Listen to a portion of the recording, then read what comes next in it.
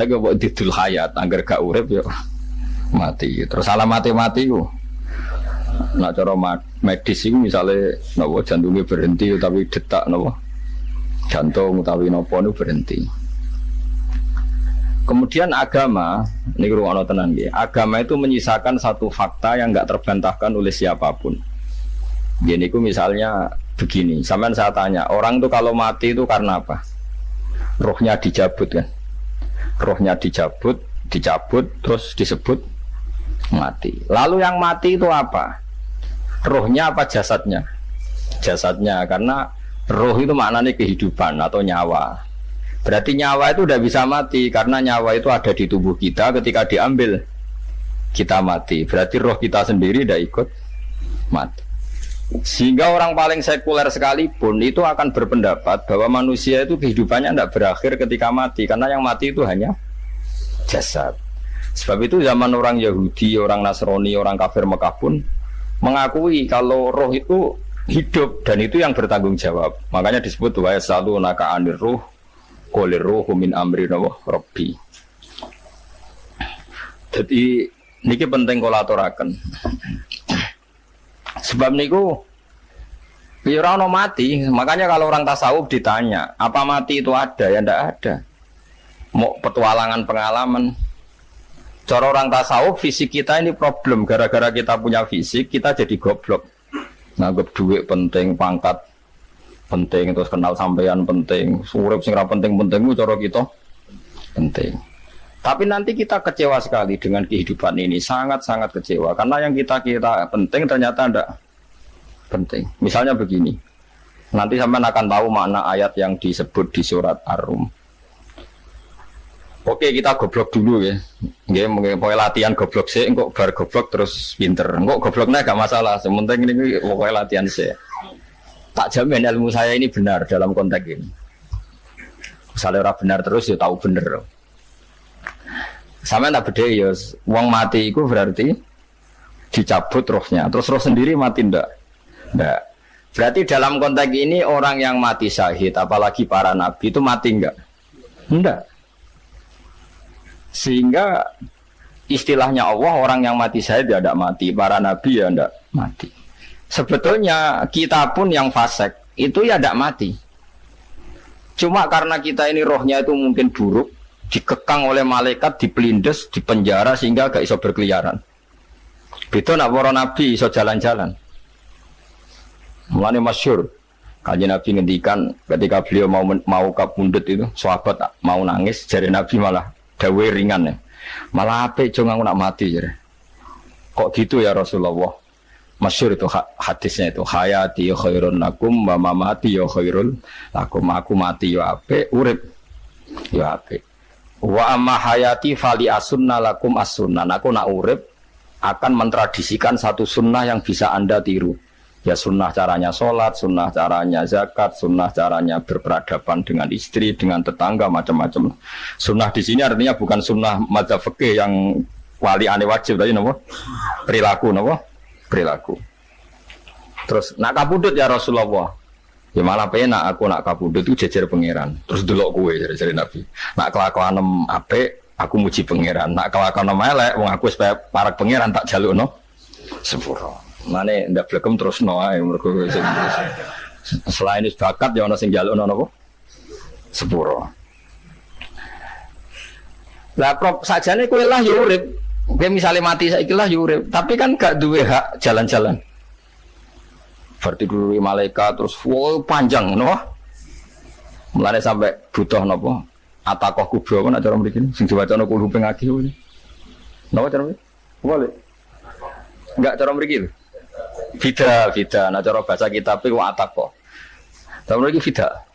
Beneran mlebu neraka apa ben mlebu swarga? Maksudnya beneran mlebu neraka ta ben gak mlebu swarga? Lah wong jelas mlebu neraka kok wis divida. Berarti SPD banget nak mlebu neraka. Saking yakine nganti apa? Divida. Fida itu nak teng kitab-kitab niku madzhab Malik ya. Jadi sampean aja darani bid'ah sih. Memang dalam madzhab Imam Malik itu ada atakoh kubro. Atakoh itu merdekano mayit utawi tiyang saking neraka. Itu dulu awal ijazahnya itu kalau nggak salah itu 12.000 kulhu. Terus di Indonesia malah meningkat jadi 100.000 ya. Oh itu bagus itu peningkatan itu.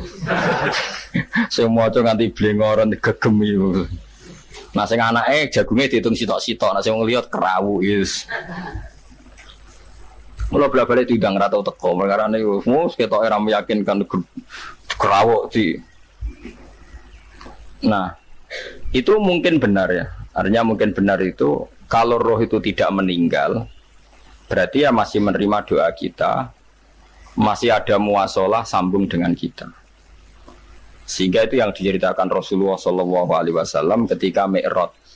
Rasulullah ketika Mi'raj itu di semua hadis sahih, seolah lagi di semua hadis sahih Nabi itu ketemu para nabi ndak? Ketemu. Karena bagi Allah nggak masalah. Ya masih punya sentimen. Ya layaknya orang hidup. Ya ono sentimen berhubung Nabi saudarane hasud. Ya duwe sentimen. Nabi Muhammad itu ketemu Nabi Idris, ketemu Nabi Adam, terus ketemu Nabi Musa, Nabi Isa, terus macam-macam. Nah, saya ketemu Nabi Nuh dalam semua sejarah.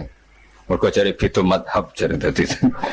Jare ulama ya lucu Nabi Muhammad kenapa ora ketemu Nabi Nuh jare beda madhab jare dadi enggak perlu. Karena Nabi Nuh iku madhabe nek ana wong fasik didongakno mati celaka mencit. Nah Nabi Muhammad ana wong fasik didongakno disepuh sepuro. Berhubung beda madzhab maslahatnya ora ketemu jare ulama tapi. Maksudnya nebak-nebak ora kok iku dawuhe Kanjeng Nabi napa? Yang karuan dawuhe Nabi itu begini, sampean tak ceritani. Ketika Nabi Muhammad ketemu Nabi Musa, Nabi Ibrahim, terus sing mujma'ala ya Musa, Ibrahim, Idris, Isa, Adam. Niku nggak ada sentimen. Masyhur itu. Nabi Musa ketika Nabi Muhammad diwajibkan sholat 50 rakaat, Nabi Ibrahim diam, padahal melewati Ibrahim paling tinggi di langit 6, Musa 5. Harusnya kan Ibrahim komen, tapi Ibrahim bukan komen. Ya wae bareng munggah ke langit ya tenangnya Nabi Ibrahim. Kandani sonopo wajibnya sholat 50 ya Nabi Ibrahim ya manduk-manduk. Ya cara Nabi Ibrahim pangeran ngutus itu wis dipikir, tidak perlu dikomen. Nabi Musa komen. Dan itu melecehkan kita. Apa sholat seket? Umatku yang bener ora kuat kok umat.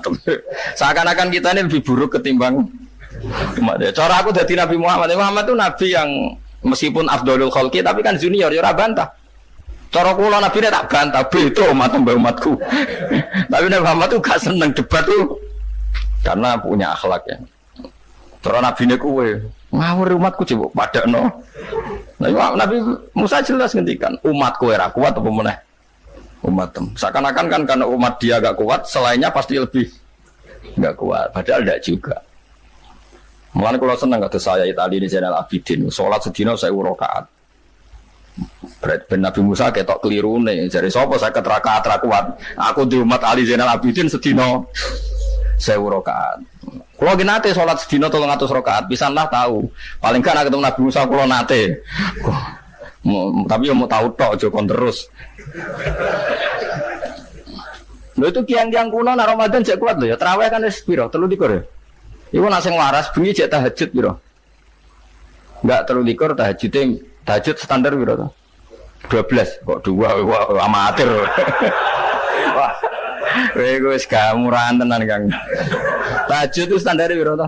13 Kang. 13 iku tahajude 12 witire sita utawa tahajude 10 witire 13. Kabeh riwayat itu 12 Kang. 12 witire sita berarti 13. Berarti 3 gas gawe 20 sik. 20 ambek 13 ya. 33 tambah 17 rakaat. Pinten?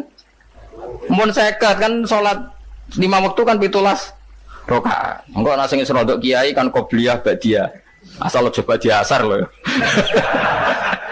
Wis nglangkai 50 sembrono Nabi Musa ngeklaim enak wae makanya. Tapi Nabi Muhammad nabi yang baik dene ora mboten kok terus gak trimo guys meneng ae napa. Itu namanya sentimen. Ya boleh Nabi sentimen boleh, Nabi juga manusia boleh punya sentimen. Akhirnya dituruti nganti 5 waktu ya, berarti kanton pinten 17 rakaat. Nah yang ada sentimen tuh begini, lalu Nabi Musa aku nangis, Nabi Muhammad semedon bisa nangis, aku ya pengiran mayuki kaya Musa, sing nangis, gue nangis nok gue popo. Ya Allah, saya itu tidak mengira ada abdun, ada hambamu yang setelah saya, yang bisa naik kelas di atas saya. Dia tidak terima kelasnya dilewati. Makanya Nabi, ya karena punya roh itu ada sentimen. Orang kaya kowe ana wali kutub ya ben kono wali-wali dhewe penting aku oleh ngerokok oleh. Kita kan ndak punya sentimen. Itu udah baik dalam kehidupan orang kok ndak punya sentimen. Makanya Nabi Musa itu terkenal Nabi paling sering mensomasi Nabi Muhammad. Makanya dia ceritanya diulang-ulang di Quran karena dia paling banyak sentimennya. Oh sering gerutu deh. Tapi lucunya pangeran itu seneng mbek gerutune Nabi Musa dan itu nggak bisa ditiru, masyhur itu. Kan ketika dia nggerutu terus gitu, mau ngomong sendiri nggerutu, khiddah itu nggerutu.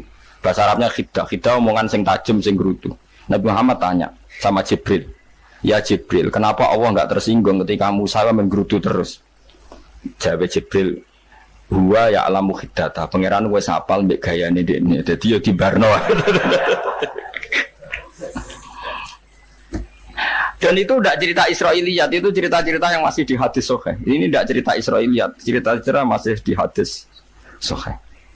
Makanya gerutu itu ya oleh brengkel ya oleh asal proporsional, brengkel ya oleh asal nopo proporsional. Iku siji syaratnya keyakin aku kekasih pangeran. Problemnya kan orang kekasih pangeran. Musa gak terimanan. Contoh paling masyhur itu tadi. Musa, kalau kamu sudah membebaskan Bani Israel dari kaum Jabarin, kaum Kan'aniyin, gini ku tiang-tiang budi. Kalau nantrang iku ora iso, pokoke bangsa Palestina. Tapi carane Palestina bukan Kan'aniyin, semua angel, pokoke Kan'aniyin aja. Enggak usah diterjemah sensitif. Kamu tak kei Taurat.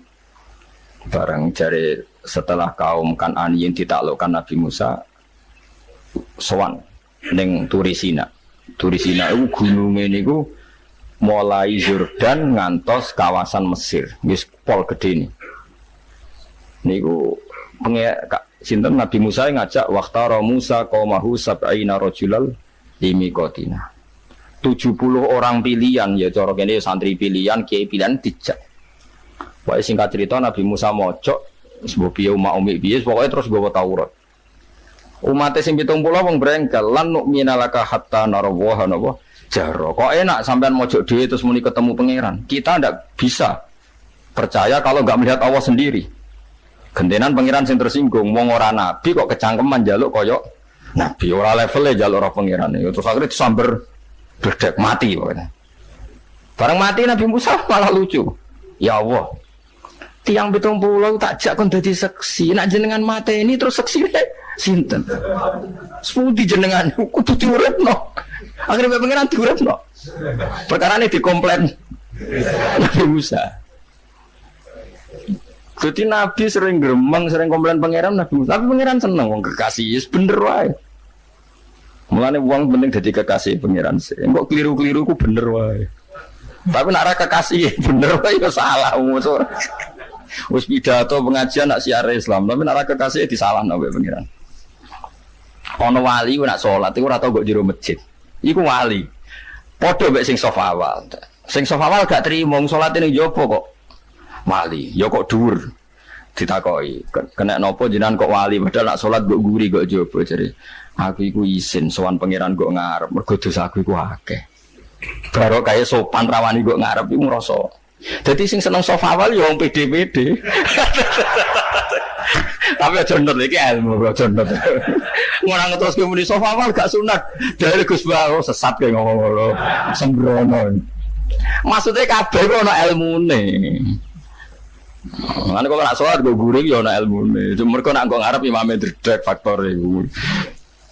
Dadi yo ana wali mergo salat kok guri. Inni astaghfi minallah iki wis mbek pangeran. Nek aku sing atadan nasubidzunub aku iki urung bersih kok salat kok ngarep. Mane wong ngaji yo bolak-balik aja kok mau ngaji. Afdol paling soft paling apik soft awal. Terus maksa soft awal mau soft guri iku yo ilmu. Mbok guri iku yo ilmu. Sing ora ana ilmune iku ora jamaah, iku ora ana ilmune.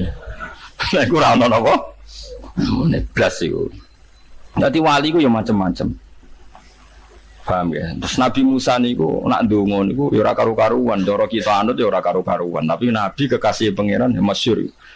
Atuhlikuna bima fa'alas sufaha minna. Ono iki sedurunge Rabbi law syi'ta ahlaktahum min qablu wa iya. Nak mereka jenengan sambil bledek perkarane salah, menisan kula dadi gak nabi-nabinan. Dadi nabi ora de wong andalan. Nak menisan pateni iki kula menisan pateni dadi terus bar gak nabi-nabinan. Terus atuhlikuna bima fa'alas sufaha minna. Karo dene wong tiyang goblok liru jenengan pertimbangno. Barno ampun wong goblok wae. Lah iku sing tak anut, mane wong goblok barno wae wong. Wong goblok kok dipertimbang.